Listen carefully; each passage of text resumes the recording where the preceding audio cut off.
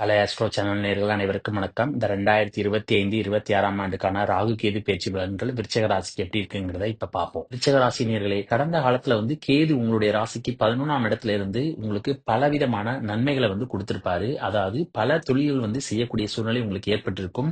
அதோட வருமானங்களும் பாத்தீங்கன்னா அதிகமாக வந்திருக்கும்.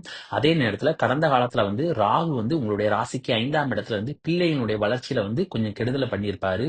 அதோட காதல்ல பாத்தீங்கன்னா நிறைய பேருக்கு பாத்தீங்கன்னா பிரச்சனைகள் ஏற்பட்டிருக்கும். பூர்வீக சொத்துலையும் பிரச்சனைகள் வந்திருக்கும். இந்த மாதிரியான பல பிரச்சனைகளை பாத்தீங்கன்னா இந்த ராகு கொடுத்திருப்பார். தற்போது மே 18ஆம் தேதி பாத்தீங்கன்னா ராகுவானவர் உங்களுடைய ராசிக்கு 4ஆம் இடத்திலும், கேதுவானவர் உங்களுடைய ராசிக்கு 10ஆம் இடத்திலையும் வருகிறார். இது பாத்தீங்கன்னா ராகு 4ஆம் இடத்துக்கு வர்றது பாத்தீங்கன்னா விசேஷம் கிடையாது. ஆனா கேது 10ஆம் இடத்துக்கு வர்றது பாத்தீங்கன்னா ஓரளவு உங்களுக்கு நல்ல பலன்களை கொடுப்பார்.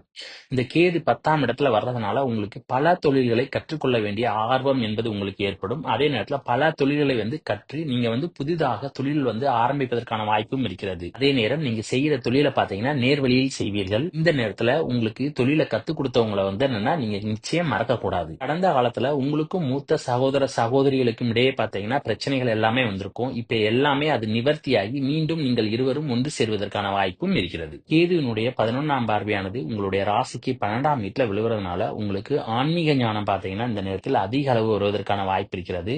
அதே நேரத்துல உறக்கமும் பாத்தீங்கன்னா கெடுவதற்கான வாய்ப்பும் இருக்கிறது. கேதுவினுடைய 3ஆம் பார்வையானது உங்களுடைய ராசிக்கு 8ஆம் வீட்டுல விழுவதனால உடல் ஆரோக்கியத்துல கொஞ்சம் கவனமா இருக்கணும். அதே நேரத்துல நீங்க உங்களுடைய அவமானங்கள் எல்லாமே நீங்கி திரும்பவும் பாத்தீங்கன்னா உங்களுக்கு பெயர் புகழ், அதே நேரம் நல்ல பெயர் கிடைப்பதற்கான வாய்ப்பும் இருக்கிறது. அப்புறம் வெளியிடங்கள்ல செல்லும் போது பாத்தீங்கன்னா கவனமா இருக்கணும். அதே நேரத்துல கோர்ட்டு கேஸ்ல ஏதாவது பிரச்சனை இருந்துச்சுன்னா அதுல தீர்ந்து வருவதற்கான வாய்ப்பும் இருக்கிறது. இந்த ராகுவானவர் தற்போது உங்களுடைய ராசிக்கு 4ஆம் வீட்டுக்கு வருகிறார். அதே நேரத்துல குருவினுடைய 9ஆம் பார்வையானது இந்த 4ஆம் வீட்டுல விழுது. இதனால பல பேருக்கு பாத்தீங்கன்னா உடல் ஆரோக்கியத்துல ஏதாவது பிரச்சனை இருந்துச்சுன்னா இந்த ராகு நிச்சயம் வெளிப்படுத்தி காட்டுவார். அதே நேரத்துல குருவினுடைய பார்வை இருக்கிறதுனால அந்த பிரச்சனைகளுக்கு ட்ரீட்மெண்ட் எடுப்பதன் மூலமாக உங்களுக்கு குணமாவதற்கான வாய்ப்பும் இருக்கிறது. அதே நேரம் இந்த குரு பாத்தீங்கன்னா ராகுவை பார்க்கறதுனால குரு ராகு சண்டால யோகம் ஏற்படுகிறது. இந்த குரு ராகு சண்டால யோகத்தினால பாத்தீங்கன்னா உங்களுக்கு அதிகமாக சொத்து சேர்க்கைகள் ஏற்படுவதற்கான வாய்ப்பு இருக்கிறது.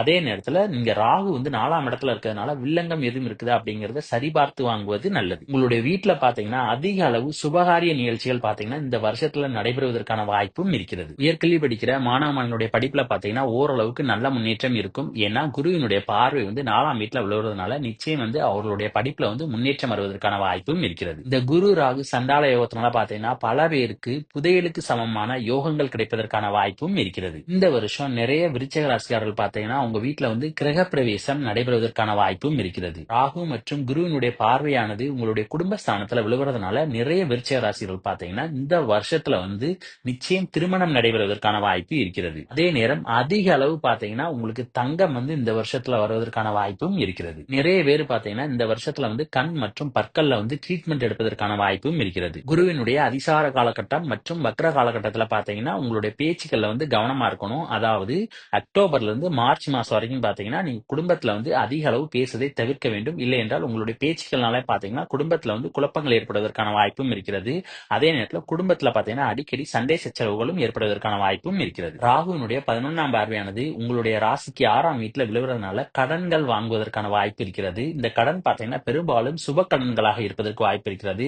அதே நேரத்துல உங்களுக்கு எதிரிகளினுடைய தொல்லைகள் பாத்தீங்கன்னா அதிக அளவு இருப்பதற்கான வாய்ப்பு இருக்கிறது. முடிந்த அளவுக்கு பாத்தீங்கன்னா யார்கிட்டயுமே வம்பு வழக்குகள் வைத்துக் கொள்ளாமல் இருப்பது நல்லது. அப்புறம் ராகு 6ஆம் வீட்டை பார்க்கறதுனால உங்களுக்கு உடல் ஆரோக்கிய தொல்லைகள் ஏற்பட்டு அதற்கு ட்ரீட்மெண்ட் எடுப்பதற்காக கடன்கள் வாங்க வேண்டிய சூழ்நிலையும் ஏற்படும். போட்டி தேர்வுகளுக்கு எக்ஸாம் எழுதுறவங்க படிப்புல கவனம் செலுத்துவது நல்லது. ஏன்னா ராகுனுடைய பார்வை 6ஆம் வீட்டுல விழுவதனால உங்களுடைய கவனம் சிதறுவதற்கான வாய்ப்பும் இருக்கிறது. இந்த ராகுவானவர் 6ஆம் வீட்டை பார்க்கறதுனால வேலை பார்க்கிறவங்க பாத்தீங்கன்னா வேலையில கவனம் செலுத்துவது நல்லது.